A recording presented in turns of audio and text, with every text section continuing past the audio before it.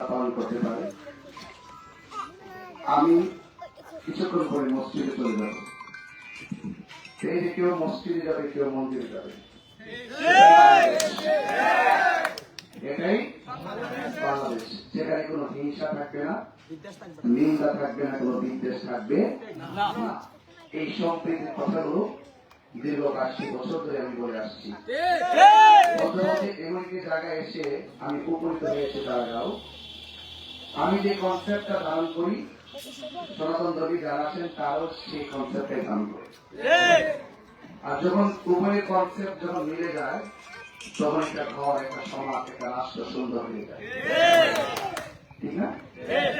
এই জন্য এই কারাগাও আমি কিছুক্ষণ পরে চা বাগানের দিকে যেতে পারি।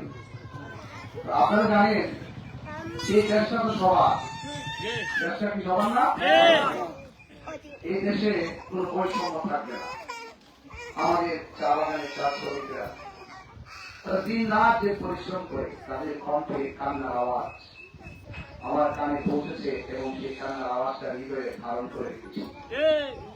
আপনাদের সমর্থন, আপনাদের দোয়ায় যদি অপার কৃপা হয় আমার পরে, দয়া যদি আমার মনে যদি দয়া করে, তাহলে ইনশাআল্লাহ কথা দিয়ে যাচ্ছি, তার শ্রমিকদের যে সমস্যাগুলো আছে সেই সমস্যাগুলো স্থায়ীভাবে প্রথম সমাধান করবে। আমরা দেখি এটা অনেক দল থাকতে পারে, এটা আপনার অধিকার, কিন্তু একটা কথা বলি, আমরা অনেক সময় দেখি তার শ্রমিকদের কাছে প্রার্থীরা আসে, আইসা যেভাবে আশ্বাস করে দেয়, সেই আশ্বাস মানুষগুলোর কাছে চার শ্রমিকরা বারবার বিশ্বাস হারাইছে, বারবার প্রতারণা শিকারিছে।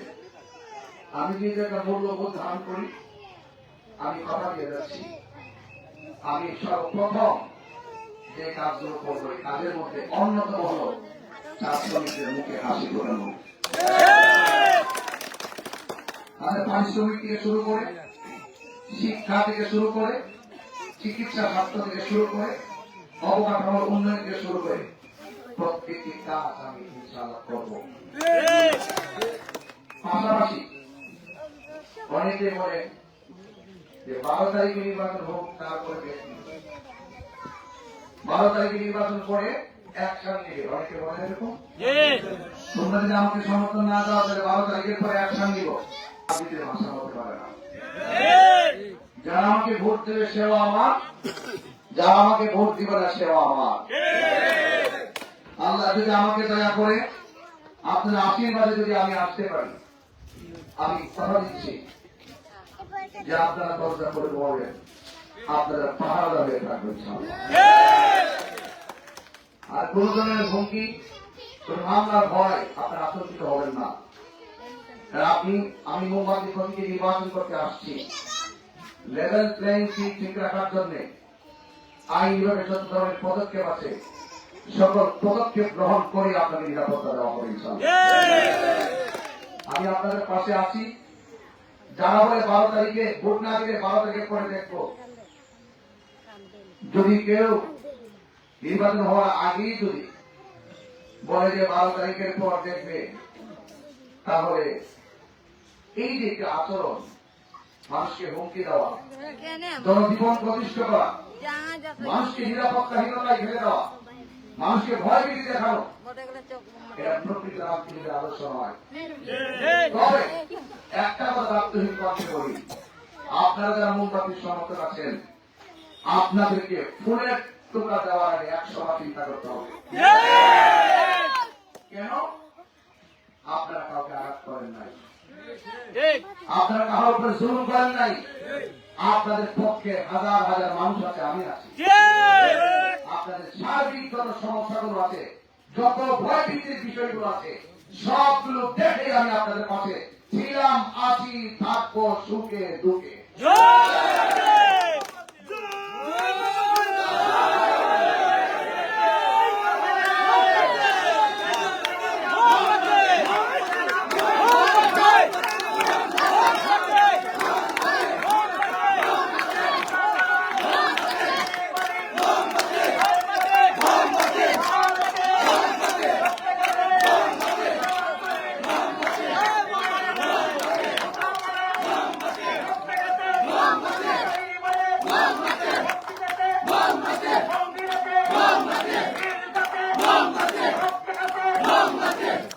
শুনুন,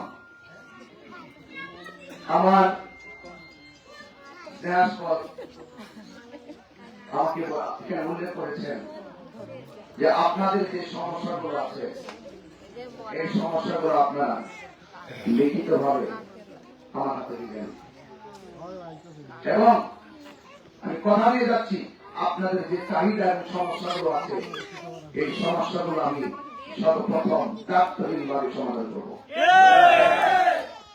আমার চোখে যা দেখে এসেছি সেগুলো আমি নিয়ে গেলাম। অভ্যন্তরীণ যত সমস্যাগুলো আছে আপনারা আমাকে লিখে দিবেন, তুলে দিবেন, কারণ এই নিয়ম। কারণ আপনার সমস্যা আপনাকে তুলে ধরতে হবে। আর সকল সমস্যার সমাধানগুলো রাষ্ট্রীয় বাজেটগুলো যা দেওয়া হবে যদি আমি আসতে পারি প্রত্যেকটা বাজেট সুষম বন্টন নীতির আলোকে চা শ্রমিক থেকে শুরু করে মেহনতি মানুষ থেকে শুরু করে এবং প্রত্যেকটা আবাদক জনতা যত কাঙ্ক্ষিত সমস্যাগুলো রয়েছে সকল সমস্যাগুলো সমাধান করাই হলো আজকের কারাগারে আমার প্রতিশ্রুতি।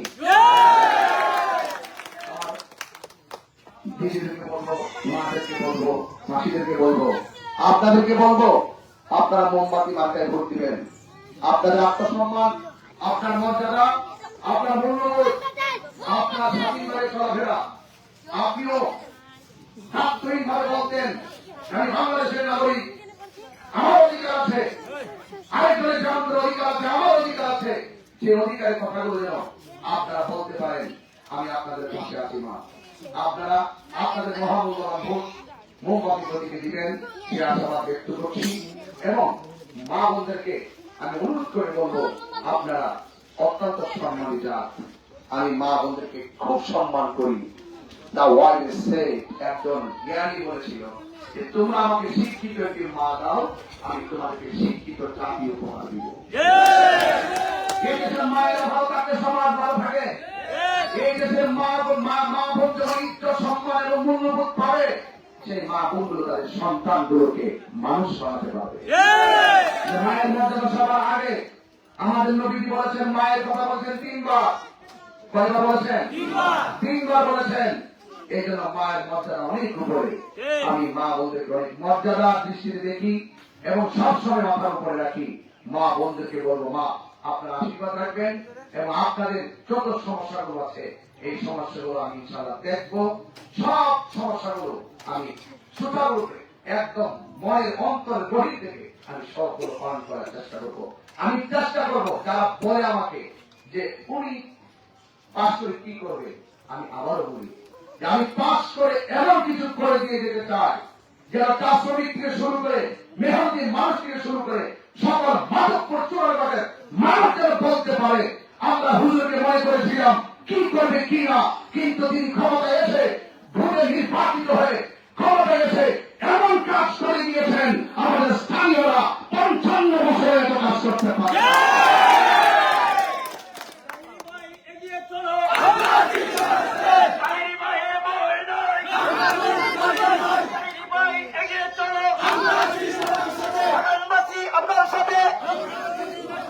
আমি সবার সুস্বাস্থ্য কামনা করে আজকে এখান থেকে বিদায় নিচ্ছি। সবাই ভালো থাকবেন। সালাম এবং আদাব জানিয়ে বিদায় নিচ্ছি। আমার কথাকে কষ্ট দিয়ে থাকলে আমার সুন্দর দৃষ্টি দেখবেন। জয় হোক মেহনতি মানুষের, জয় হোক চা শ্রমিকের, জয় হোক মোমবাতি প্রতীকের। সবাই ভালো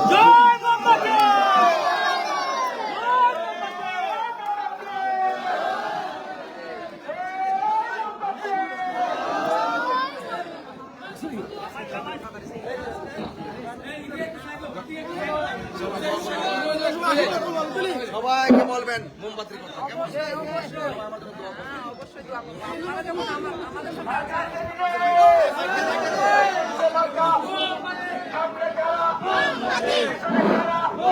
আমরা যারা বাইরে এসেছি আমরা এখন সুতা ভাড়া নেবো। সুতা ভাড়া সবাই যাদের মানুষে কিনি সুতা ভাড়া নেবো। সুতা ভাড়া